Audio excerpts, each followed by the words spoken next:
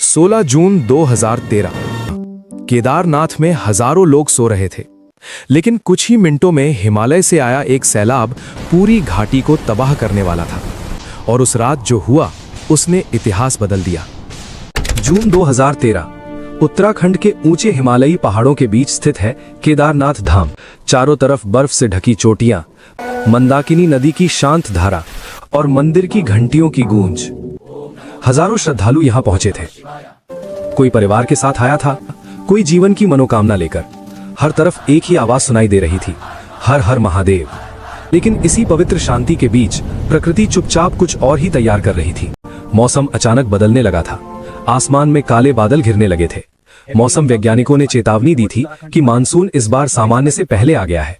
लेकिन पहाड़ों में ऐसी चेतावनियां अक्सर अनसुनी रह जाती हैं। और फिर 16 जून 2013 की रात आई, एक ऐसी रात जो इतिहास में हमेशा के लिए दर्ज हो गई। 16 जून की शाम बारिश शुरू हुई।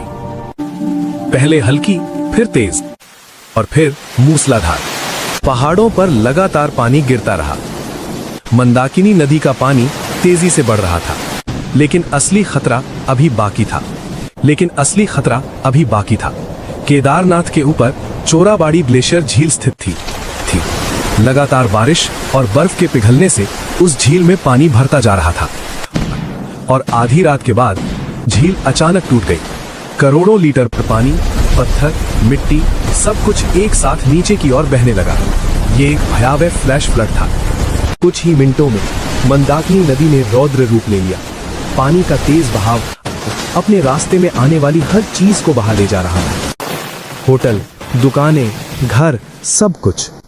लोग जो सो रहे थे अचानक उस भयानक शोर से जाग गए। चारों तरफ सिर्फ चीखें थीं।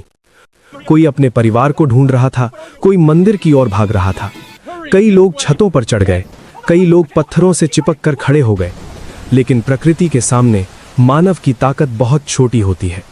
कुछ ही घंटों में पूरा केदारनाथ क्षेत्र तबाह हो चुका था। जब सुबह हुई और बारिश थोड़ी थमी तो लोगों ने एक आंखों पर विश्वास न होने वाला दृश्य देखा।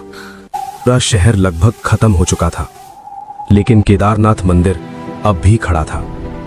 मंदिर के ठीक पीछे एक विशाल चट्टान आकर रुक गई थी। उस चट्टान ने तेज पानी की धारा को मोड़ दिया और मंदिर को सीधे टकराने से बचा लिया। कई लोगों ने इसे भगवान शिव का चमत्कार माना, लेकिन मंदिर के आसपास हर तरफ मलबा और तबाही थी। हजारों लोग अब भी फंसे हुए थे और दुनिया को अभी तक पूरी घटना का पता भी नहीं चला था। उसके बाद शुरू हुआ भारत का सबसे बड़ा रेस्क्यू ऑपरेशन। जब खबर बाहर पहुंची तो पूरा देश हिल गया। भारतीय सेना, वायुसेना और एनडीआरएफ तुरंत हरकत में आए। हेलीकॉप्टर लगातार पहाड़ों के ऊपर उड़ान भर रहे थे। पायलट खराब मौसम में भी अपनी जान जोखिम में डालकर लोगों को बचा रहे थे। कई दिनों तक रेस्क्यू ऑपरेशन चलता रहा। करीब 1 लाख से ज्यादा लोगों को सुरक्षित निकाला गया। आधिकारिक आंकड़ों के अनुसार करीब 5700 से अधिक लोग मृत घोषित किए गए। ये भारत के इतिहास की सबसे बड़ी प्राकृतिक आपदाओं में से एक बन गई। केदारनाथ की ये तबाही सिर्फ एक प्राकृतिक आपदा नहीं थी, इसने कई सवाल भी खड़े किए। क्या पहाड़ों में अत्यधिक निर्माण सही था? क्या इतनी बड़ी संख्या में तीर्थ यात्रियों को आने देना सुरक्षित था? क्या समय रहते खतरे को पहचाना जा सकता था? वैज्ञानिकों का मानना है कि जलवायु परिवर्तन के कारण हिमालय के ग्लेशियर तेजी से पिघल रहे हैं और ऐसी घटनाओं का खतरा भविष्य में और बढ़ सकता है। आज केदारनाथ फिर से बस चुका है। श्रद्धालु फिर आते हैं, घंटियां फिर बजती हैं।